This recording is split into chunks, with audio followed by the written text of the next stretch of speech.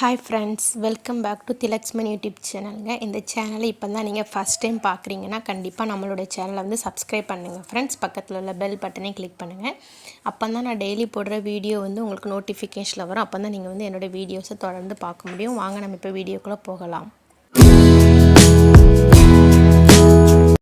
நம்ம இப்போ இந்த வீடியோவில் என்ன பார்க்க போகிறோம்னா, ஆடி மாதத்தின் சிறப்புகள், அப்புறம் ஆடி மாதம் எப்போ பிறக்குது, எப்போ முடியுது, ஆடி மாதம் வந்து வீட்டில் எதுக்கு வந்து விசேஷங்கள் வந்து செய்யக்கூடாது, ஆடி மாதம் முதல் நாள்லேருந்து வீட்டில் என்னென்ன பூஜைகள் செய்ய வேண்டும், ஆடி மாதம் ஏன் அம்மனுக்கு உகந்த மாதம் இல்லை, அப்புறம் வந்து தலையாடினா என்ன, அதுக்கப்புறம் ஆடி மாதம் அம்மனுக்கு எதுக்கு கூழ் ஊற்றுறாங்க, இப்படி பல விஷயங்கள் வந்து உங்ககிட்ட நான் பேசுகிறதா இருக்கேன். வாங்க நம்ம பார்க்கலாம்.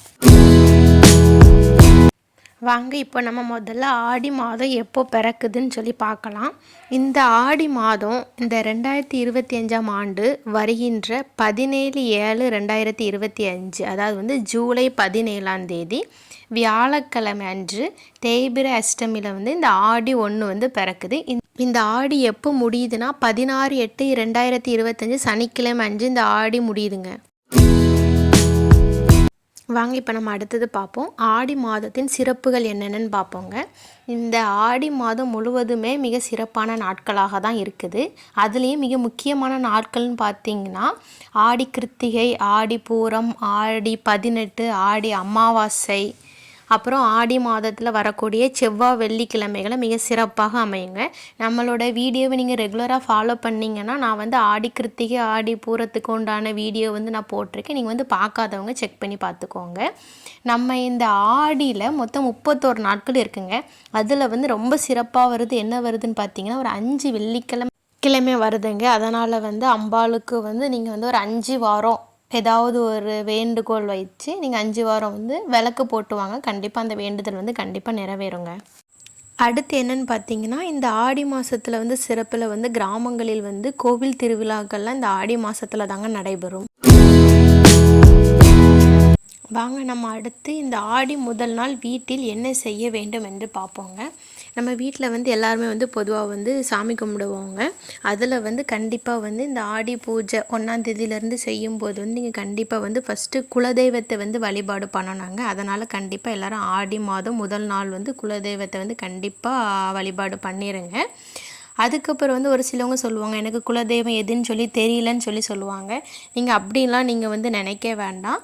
அப்படி குலதெய்வம் வந்து எதுன்னு சொல்லிட்டு தெரியாதவங்க வந்து நம்மளுடைய தமிழ் கடவுளான முருகப்பெருமாளை நினச்சி நீங்கள் வந்து வழிபாடு செய்யலாங்க. ஆடி மாதம் முதல் நாள் வந்து வீட்டில் வந்து மாவிலை தோரணம் கட்டி வந்து போடுறது வந்து ரொம்பவே நல்லதுங்க. அதுக்கப்புறம் வந்து பொங்கலுக்கு எல்லோரும் மாக்கோளம் போடுவாங்க பார்த்தீங்களா, அதே மாதிரி வந்து வாசலில் வந்து மாக்கோளம் போடுவது வந்து ரொம்ப நல்லது. அதனால் எல்லோரும் கண்டிப்பாக முடிஞ்ச அளவுக்கு மாக்கோளம் போடுறதுக்கு பாருங்கள். மாக்கோளம் எதுக்கு நல்லதுன்னு சொல்கிறேன்னா, அது வந்து பச்சரிசி மாவில் வந்து திரிச்சி வந்து கோலம் போடுவாங்க. அது வந்து வீட்டு வாசலில் நம்ம அந்த கோலம் போடும்போது வந்து அதை வந்து ஏராளமான எறும்புகள் வந்து சாப்பிடும். அப்போது நமக்கு வந்து நிறைய புண்ணியம் கிடைக்கும். என்ன புண்ணியம் கிடைக்கும்னா, எல்லாருக்கும் நம்ம அன்னதானம் வழங்குற புண்ணியம் வந்து நமக்கு கிடைக்குங்க. அதனால் வந்து கண்டிப்பாக முடிஞ்ச அளவு எல்லோரும் வந்து மாக்கோளம் போடுறதுக்கு பாருங்கள். அதுக்கப்புறம் வந்து காலையிலையும் மாலையிலையும் வந்து வீட்டில் வந்து அகல் விளக்கு வந்து ஏற்றி வைத்து வழிபடலாம். அதுவும் வந்து நல்லது. வாங்க இப்போ அடுத்த பதிவு ஆடி மாதத்தில் வந்து ஏன் வந்து வீட்டில் வந்து விசேஷங்கள் வந்து செய்யக்கூடாதுன்னு சொல்கிறாங்கன்னு சொல்லி பார்ப்போம். ஒரு சிலவங்க வந்து இந்த ஆடி மாதம் வந்து நல்ல மாதம் இல்லை, நம்ம எது செஞ்சாலும் தடபடுன்னு சொல்லுவாங்க. ஆனால் அது அப்படிலாம் இல்லைங்க. இதுக்கு ஒரு காரணம் இருக்குது. வாங்க நம்ம என்னென்னு பார்ப்போம். இந்த ஆடி மாதம் அப்படிங்கிறது வந்து தேவர்களுக்கு மிகவும் விசேஷமான ஒரு மாதம்னு சொல்லுவாங்க. இப்போ நமக்கு இரவு பகல் அப்படி மாறி மாறி வருது இல்லைங்க, அதே மாதிரி தேவர்களுக்கும் பகல் இரவு அப்படின்னு உண்டு. அது வந்து எப்படி சொல்லுவாங்கன்னா உத்தராயணம் தக்ஷாயணம் சொல்லுவாங்க. அதில் வந்து தக்ஷாயண காலத்தில் உடைய மாலை பொழுது வந்து எந்த காலத்தில் வரும்னா அது இந்த ஆடி மாத காலத்தில் தான் வரும். இப்போது மாலை பொழுது அப்படின்னா நம்ம வீட்டில் வந்து 6 மணிக்கு விளக்கேற்றி வழிபடுவோங்கல்லாங்க. அதே மாதிரி தான் இந்த மாலை பொழுதில் வந்து தேவர்கள் வந்து இறைவனை வந்து வழிபடுவதற்காக ஏற்றுக்கொள்ளப்பட்ட காலம்தான் இந்த ஆடி மாதம்னு சொல்கிறாங்க. அதனால தான் நம் முன்னோர்கள் வந்து இந்த ஆடி மாதத்தில் வந்து வழிபாடு செய்வதற்கான மாதம் என வந்து கருதியிருக்காங்க. இந்த ஆடி மாதத்தை வழிபாட்டுக்குன்னே ஒதுக்கி வச்சுருக்காங்க. நம்மளுடைய முன்னோர்கள். அதுக்கப்புறம் பார்த்திங்கன்னா நம்ம வந்து வீட்டில் வந்து சுபகாரியங்கள்லாம் வச்சுருந்தோன்னா நம்ம வந்து கோயிலில் போய் வழிபடுறதுக்கு வந்து நமக்கு வந்து நேரம் இருக்காதுங்கிறதுனால இந்த ஆடி மாதம் முழுவதுமே இந்த அம்பாளுக்கான சிறப்பான மாதம்னு அப்படியே ஒதுக்கி வச்சுருக்காங்க நம்மளுடைய முன்னோர்கள். இப்போது நம்ம வந்து அடுத்த பதிவு வந்து ஆடி மாதம் ஏன் அம்மனுக்கு உகந்த மாதம்னு சொல்கிறாங்கன்னு சொல்லி இப்போ நம்ம பார்ப்போம். பொதுவாக எல்லா மாதமும் சிறப்பு வாய்ந்த மாதங்கள் தான். எல்லா மாதமும் இறைவனுக்கு மிகவும் விசேஷமான மாதங்கள் என்றாலும் அதில் ஒரு சில மாதங்கள் மட்டுமே இறைவனுக்கு வந்து அதி விசேஷமான மாதங்களாகுன்னு சொல்லலாம். அதுலேயும் இந்த ஆடி மாதம் வந்து ரொம்ப வந்து விசேஷமான நாள்னு சொல்லலாம். ஏன்னா வந்து அம்பாள் வந்து அந்த மாதம் முழுவதும் வந்து மிகவும் சக்தி அதிகமாக இருக்கும்னு சொல்லுவாங்க. நம்ம வந்து ஆடி மாதத்தில் வர ஒவ்வொரு செவ்வாய் வெள்ளியும் வந்து எல்லா கோயில்லையுமே அம்பாளுக்கு வந்து கூழ் ஊற்றுவாங்க. அதுக்கப்புறம் வந்து வேப்பிலையும் ரொம்ப சிறப்பு தாங்க அம்பாளுக்கு. வேப்பிலையை வந்து மாலையாக கட்டி அம்மன் கழுத்தில் போட்டு வழிபடுவாங்கங்க. நம்ம எல்லாருக்குமே வந்து கோரிக்கைகள் கண்டிப்பாக இருக்கும். உங்களுக்கு என்னென்ன தேவையோ அதை வந்து இந்த அம்பாள்கிட்ட வந்து வழிபடுங்க ஆடி மாதத்தில். அதாவது கரெக்டாக 5 வெள்ளிக்கிழமையும் வருதுங்க. அந்த வெள்ளிக்கிழமையில் வந்து எந்த கோயிலுக்குனாலும் போய் அம்பாளுக்கு வந்து 2 அகல் விளக்கு தீபம் போட்டு வழிபடுங்க. கண்டிப்பாக வந்து நீங்கள் வேண்டுறது வந்து கண்டிப்பாக நிச்சயம் அந்த அம்பாள் வந்து நிறைவேற்றி தருவாங்க. ஏன்னா வந்து அம்பாள் வந்து அந்த ஆடி மாதம் வந்து மிகவும் சக்தி வாய்ந்து இருப்பாங்கன்னு சொல்கிறாங்க. அடுத்த பதிவு என்ன பார்க்க போகிறோன்னா தலை ஆடி அப்படின்னா என்னன்னு நம்ம பார்க்க போகிறோம். இந்த தலை ஆடி பற்றி வந்து நிறைய பேருக்கு வந்து தெரியாதுங்க. ஆனால் வந்து கிராமத்தில் வந்து இன்னுமே இந்த தலை ஆடி வந்து வழக்கத்தில் இருந்துகிட்டு தாங்க இருக்குது. இந்த தலை ஆடி என்னென்னாங்க, இந்த தலை தீபாவளிலாம் கொடுப்பாங்களாங்க, அதே மாதிரி தான் இதையும் அப்படி செய்வாங்க.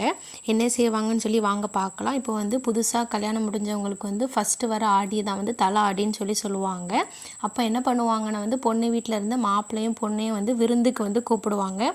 அதாவது பொண்ணு வீட்டில் வந்து அவங்க வசதிக்கு ஏற்றப்ப தங்கத்துலேயும் வாங்கி கொடுப்பாங்க. அதுக்கப்புறம் புத்தாடைகள்லாம் வாங்கி கொடுப்பாங்க. பொண்ணுக்கும் மாப்பிள்ளைக்கும் விருந்து வைப்பாங்க. விருந்து வச்சுட்டு வந்து பொண்ணை வந்து தான் வீட்டில் வச்சுக்கிடுவாங்க. மாப்பிள்ளையை மட்டும் அனுப்பிச்சி விடுவாங்க. அதுக்கப்புறம் வந்து ஆடி மாதம் முடிஞ்ச உடனே திரும்ப பொண்ணையும் வந்து மாப்பிள்ளை வீட்டுக்கு வந்து அனுப்பி விட்டுருவாங்க. இதை தாங்க தலை ஆடின்னு சொல்லுவாங்க. ஏன்னா ஆடி மாதம் அப்படிங்கிறதுல வந்து ஒரு குழந்தை கருத்தரித்தது என்றால் சித்திரை மாதத்தில் குழந்தை பிறக்கும். பொதுவாக சித்திரை மாதம் அப்படிங்கிறது அந்த மாதத்தில் வந்து கெட்ட மாதம்னு எல்லாரும் முடிவு பண்ணுவாங்க. ஆனால் வந்து அதை வந்து அப்படி பண்ணக்கூடாது. சித்திரை மாதம் வந்து வெயில் வந்து அதிகமாக இருக்கிற காரணத்தினால்தான் பிரசவத்திற்கு ஏற்ற காலம் இது கிடையாதுன்னு சொல்லுவாங்கங்க. இதன் காரணமாக தான் பொண்ணை வந்து வீட்டுக்கு கூட்டிகிட்டு வந்து 1 மாதம் நல்லா ஓய்வெடுக்க வச்சுட்டு திரும்ப மறுபடியும் இந்த ஆடி மாதம் முடிஞ்சோடனே வந்து கணவர் வீட்டில் கொண்டு போய் விட்டுருவாங்கங்க. ஆனால் இது வந்து இன்னும் ஒரு சில கிராமத்தில் வந்து வழக்கத்தில் இருந்து வந்துட்டு தாங்க இருக்குது. இதை தான் வந்து தலை ஆடின்னு சொல்கிற முதல் ஆடி. அடுத்த பதிவு நம்ம என்ன பார்க்க போகிறோன்னா ஆடி மாதம் அம்மனுக்கு எதுக்கு கூழ் ஊற்றுறாங்கன்னு பார்க்க போகிறாங்க. இந்த ஆடி மாதம்னாலே அம்மனுக்கு வந்து மிக சிறந்த நாள் தாங்க எல்லாமே. இப்போ வந்து நம்ம பார்க்க போகிறது வந்து என்னென்னா எதுக்கு வந்து கூழ் ஊற்றுறாங்கன்னு. இதுவரை பகல் காலம் அதிகமாக வெப்பமாக இருந்த நிலை மாறி இரவு அதிகமாகவும் வெப்பம் குறைவாகவும் இருக்கும் காலம் ஆரம்பிப்பதால் தான் ஆடி மாதம் வந்து எளிய உணவாக கூழ் சாப்பிட்டால் உடலுக்கு நல்லது என்று ஜனகன் மாதாவிற்கு கூழ் வார்க்கும் பழக்கத்தை ஏற்படுத்தி வைத்தார் நம்மளுடைய முன்னோர்கள். அதனால் வந்து ஆடி மாதத்தில் வந்து வரக்கூடிய செவ்வாய் வெள்ளி எல்லா அம்மன் கோவில்களிலும் கண்டிப்பாக இந்த கூழ் ஊற்றுறது வந்து இன்னும் வழக்கத்தில் தான் இருக்குது. ஓகே நண்பர்களே, நம்ம இந்த வீடியோவில் வந்து நம்ம இந்த ஆடி மாதத்தோட சிறப்புகள் என்னென்ன, அம்பாளுக்கு என்னெல்லாம் பண்ணலாம், வீட்டில் நம்ம என்ன விசேஷங்கள்லாம் பண்ணலாம் செய்யலான்னு நம்ம எல்லாமே நம்ம இந்த வீடியோவில் பார்த்தோம். கண்டிப்பாக எல்லாருமே இந்த வீடியோவை ஸ்கிப் பண்ணாமல் தான் பார்த்துருப்பீங்கன்னு நான் நம்புகிறேன். உங்கள் எல்லாத்துக்கும் இந்த வீடியோ வந்து பிடிச்சிருக்கோன்னு நான் நம்புகிறேங்க. ஏன்னா வந்து இந்த வீடியோவில் வந்து ஆடி மாதத்தில் என்னென்ன பண்ணலாம் பண்ணக்கூடாதுங்கிற எல்லாமே இந்த வீடியோவில் வந்து அடங்கியிருக்குங்க. சரிங்க, கண்டிப்பாக லைக் பண்ணுங்கள், ஷேர் பண்ணுங்கள், சப்ஸ்கிரைப் பண்ணுங்கள் ஃப்ரெண்ட்ஸ். இனி வந்து அடுத்த வீடியோவில் பார்க்கலாம். Bye friends, thank you for your வாட்சிங். கண்டிப்பாக நம்மளோட திலக்ஸ்மணி யூடியூப் சேனலை வந்து சப்ஸ்கிரைப் பண்ணியிருக்கீங்களான்னு ஒருக்கா செக் பண்ணி பார்த்துக்கோங்க. சப்ஸ்கிரைப் பண்ணாதவங்க கண்டிப்பாக சப்ஸ்கிரைப் பண்ணிடுங்க.